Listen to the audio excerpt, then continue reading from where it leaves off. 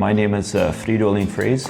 My wife, Anna, been in Russia now for almost 2 weeks, and we came from Canada, southwestern Saskatchewan, and worked in agriculture for the last 15 years or so.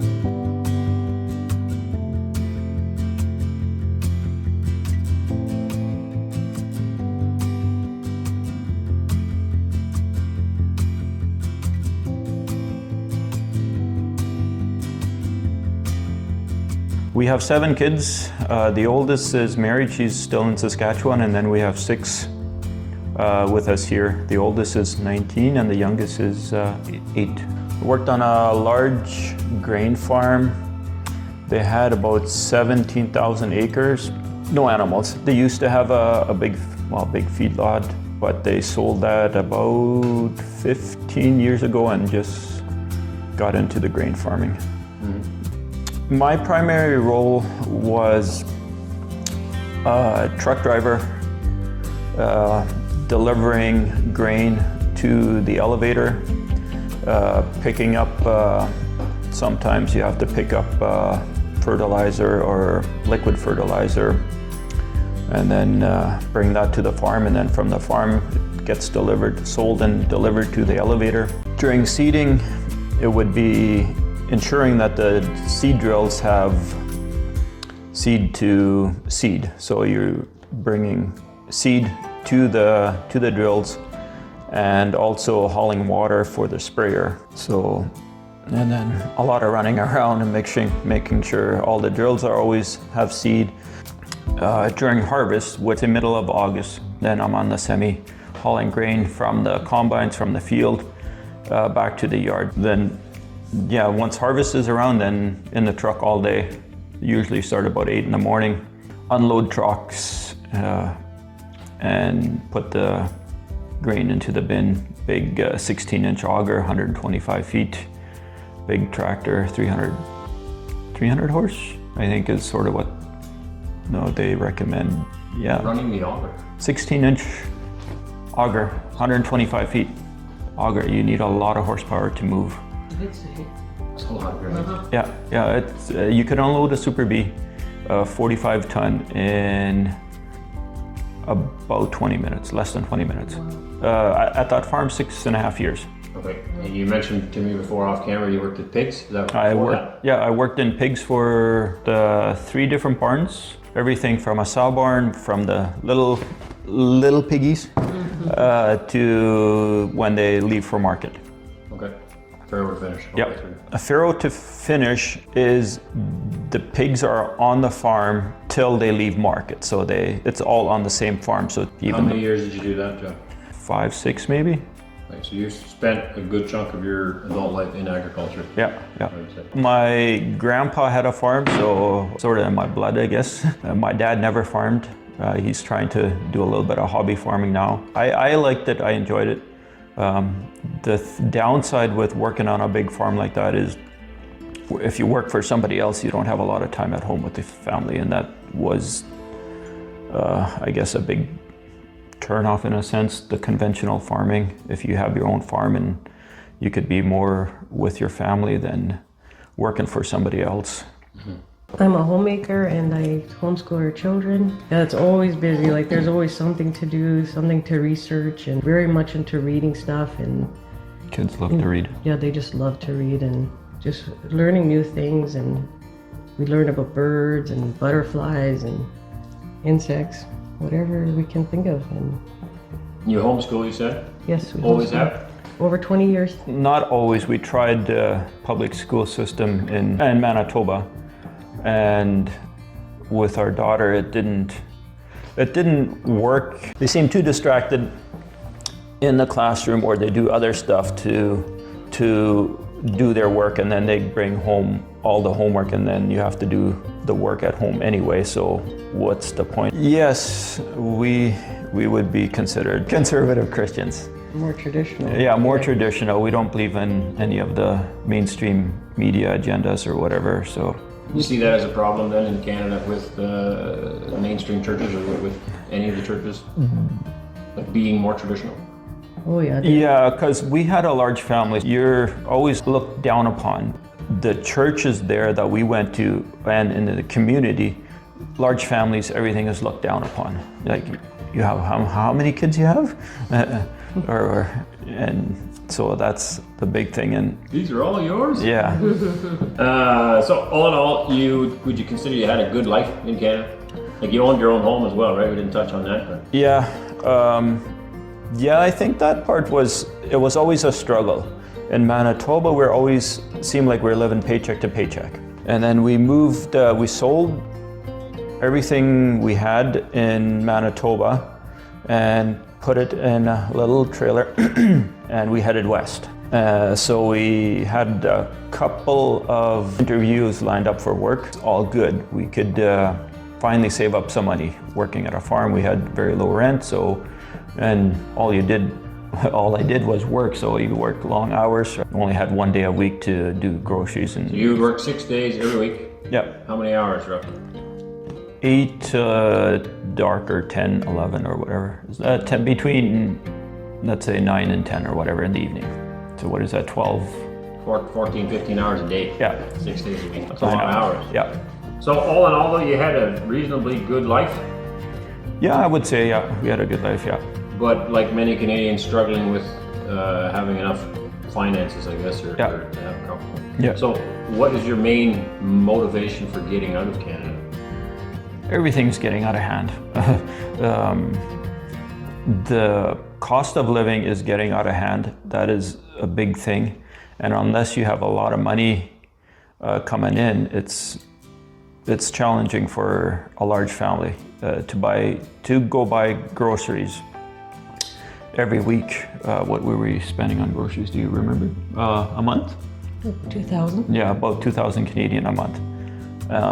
The reason, like some of you, the viewers might say, oh, why didn't you grow a garden? Yes.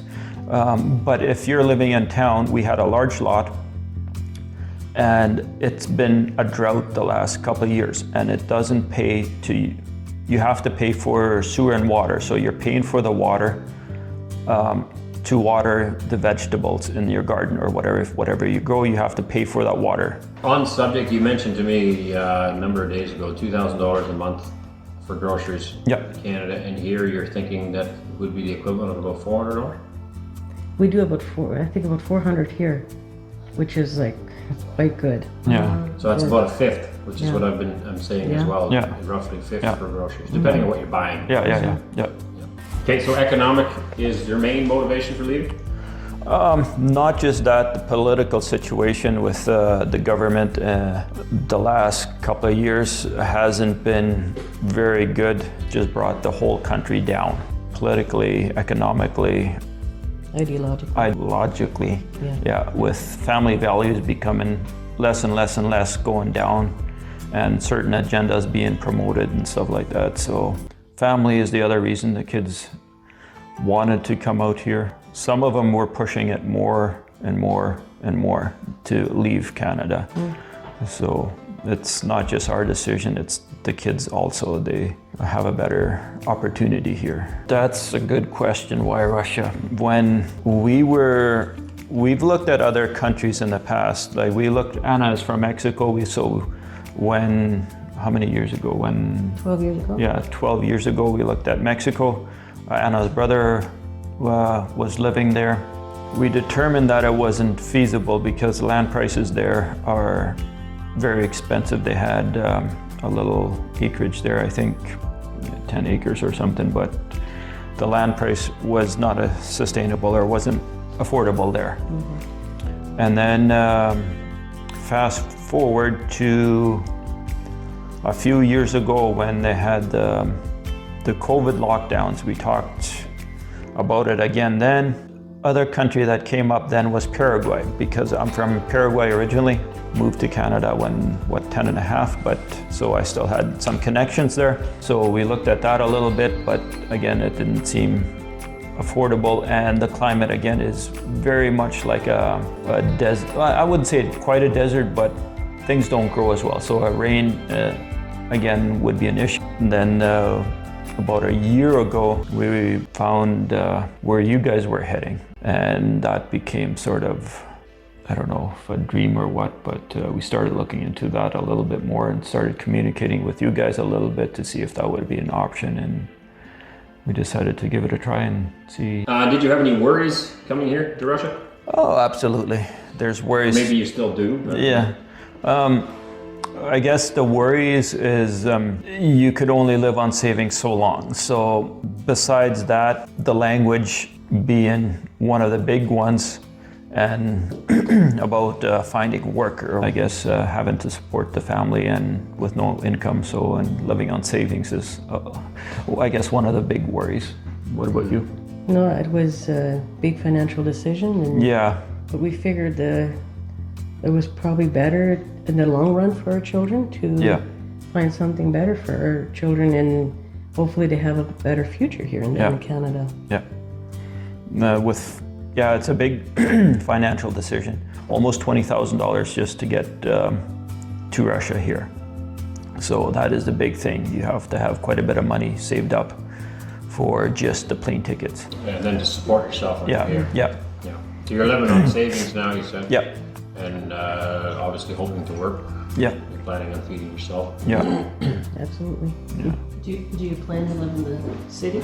No, we are not city people by any means. So people might say that you should come move to the city, but I grew up in the city. I grew up in a small city, Winnipeg, from about 11 till we got married. In Canada, I would not recommend living in the city with large families. It's different culture, especially in Winnipeg. There's gangs. Little kids need to have space outside to run or to do stuff outside. You can't just be stuck in an apartment with no yard or be restricted to that. So then if you're outside, then in the cities, you can mix up in the wrong crowd, and then that could lead to other issues. Rural Russia, want to get integrated into rural society more. It seems like we fit more in with their rural population than maybe it's wrong, maybe it's just a guess or whatever, but it's easier maybe assimilating into a big city, but yeah. Anyway. Not when you're not used to it, I don't think. No. It'd be way harder to get used to living in a big city. Like we were in Georgia there, and being in the city, it's not for us. Like our kids have never lived in a city like anything big, and Anna has never lived in a big city either. So would be such a big adjustment living in the city for us. Were you shocked when you got here? Like, were you? People have said that before, that us and other YouTubers are only showing the good sides of Russia. So I mean, now you've been here how long? We've been almost 2 weeks. Almost 2 weeks. Yeah. And was it completely different than what we've been showing on video, or? No, I don't think so. I don't think it's much different than the videos show, but it's still an adjustment. Coming from a place like Canada or whatever, the United States, it'll be an adjustment because it's just different. The people are different, the culture is different, it's just different, and it just takes time to absorb that and accept it. It's not bad, it's good, but it still takes time to adjust as foreigners. Both of you already traveled internationally. You came from Paraguay at 10 years old? Yeah, 10 and a half. And you came from Mexico at 10. At 10 as well. There you go. Did you think in any way that helped you prepare for a move like this? I don't think it's the same, but it's because we were younger and we didn't have so much pressure on us, right? Yeah. Now we have our children, so. Yeah. Coming as a child to a different country is totally different than when you were having to make all the decisions, well, not all the decisions, but it's a lot of responsibility, not just for yourself, but your whole family. What about yourself? Yeah. Well, we came from very conservative. We were like horse and buggy people, so we were like... horse and buggy in Mexico? Yes. To car in Canada? Car in Canada, which was totally new. That would have been pretty cool as a 10-year-old, I think. I don't know, it was more of a fast-paced life, so I wasn't used to that either. And I feel too, like we were just caught up in a different culture and just try to learn. And I think English was pretty easy to learn. As a kid, it's just, you're like a sponge, right? And you just learn it right away. And oh yeah, how do you like it so far? I like it. The weather was a little bit of an adjustment. Today the sun is, I think, finally out. It's been almost 2 weeks and it's the first day where we actually see the sun, so that's really good. Overall, we really like it here. That's the other thing we got to get used to is it gets dark. The last couple of weeks it's been getting dark at like 4:30. The rolling hills, everything is nice to see. We don't see that where we're from. And trees. Yeah, trees. Oh yeah, trees. Yeah, that's the other thing. Like Saskatchewan, where we're from, there's no trees. Unless there are a little bit of a couple of trees around the farmyard, or there's some trees around the farmyards, but most of the trees, they're all gone. Farmers just bulldoze them down. Yeah, they're on the way. Get them out of here. Why did we choose Nizhny? Part of I guess the main reason is you guys, Arend and Anneesa, I guess wanted to meet them, so we traveled a little bit too far to do that, but never did meet in Canada, so we had to come all the way to Russia to meet. We actually live fairly close. Yeah. In Saskatchewan. Yeah. I think that's one of the reasons. The other reason is the government is being more active in recruiting people, Westerners to come.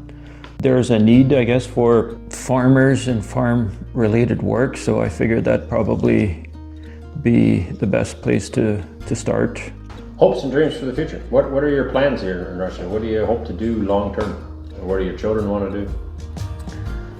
Hopes and dreams long term, I guess short term, we gotta wait and be patient a little bit, and then some of our kids, I don't know what they want to do. Quentin wants to get into construction. He likes construction, stuff like that. He wants to build his own house. He wants to build his own house, so we're probably going to be doing that. Take care of family till they grow up and help them see what they want to do. And I don't know how. And long term, I don't know. That's a really hard question to answer. But take care of the family first of all. Help them to achieve their dreams. Yeah, help them achieve their dreams. Working in agriculture, if that's for working for myself or working for somebody else. Something agricultural. Agricultural related. I like agriculture. I like working on the land. I like working with animals. I've never worked with cows or beef, or I shouldn't say beef, but I've never worked with cattle. We had a couple of sheep, so we've done a little bit of that. Chickens, really like chickens. Pigs, I don't like the commercial aspects of it in Canada, but have a couple of pigs, chickens, a little homestead, that would be probably the long-term goal, have a little bit of a homestead. I guess that's the difference between Canada and Russia, or whatever, US maybe too. Like in Canada, you have homesteads, little acreages, hobby farms, what we call them, where you have a couple of acres or a little bit of land, and you have that on your properties, animals. In Russia, that's a little bit different. Everybody could have that in their backyard. So that's, I guess, what we mean by a little homestead. Have a couple of animals in your backyard, and if that's a chicken or a goat or something like that, that'd be a little bit of a garden. More than a chicken. Yeah. A few dozen. In the village, living in the village. Have we cut ties completely with Canada? No, I wouldn't say completely 100%, because we still have a daughter. Her and her husband still living in Saskatchewan, and granddaughter too. So, and I still have brothers there. Anna has brothers there, so the ties will probably never be completely cut off, because we still have family there. So if they're supportive of us being here, some maybe more than others, but I won't completely abandon that, because relationships are important and you can't just throw relationships under the bus. In a sense, would I consider moving back if things don't work out? Yeah. I don't know if I'd consider moving back. Things would have to improve greatly, and it wouldn't just be my decision, it would be the family's decision. So if I'm alone and moving back, then I wouldn't move back. But if everybody wanted to do that and we could afford it, then we would consider it, but there would have to be a lot of things that would have to be improved over there for us to even consider it. People might come here from the west and come check it out first, and if you have the money, yeah, do that, but for us that wasn't an option, so we're all in in a sense, yeah, to make a new life here. Yeah, we're waiting for our house to sell there. Everything else is sold. We're just waiting for that to sell, so then we could, we are looking at a little village lot here that Quentin's really interested in, Anna too. So we might end up buying that. Let's sell some roots here.